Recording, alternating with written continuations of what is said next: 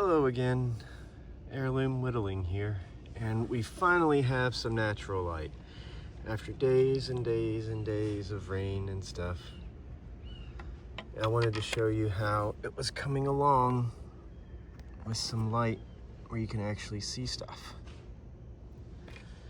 So there's the cedar, and then here is the cherry bark oak. It's looking good. I have about 5 layers of poly so far.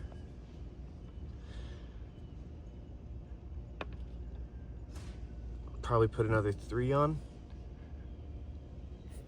and then start working on the more cosmetic aspects, you know, adding lanyards, adding maybe some small designs. Tell me what you think. Let me know down in the comments what kind of stuff I should add to it. Hope y'all are having a good day. Hope you made it through the blizzard okay.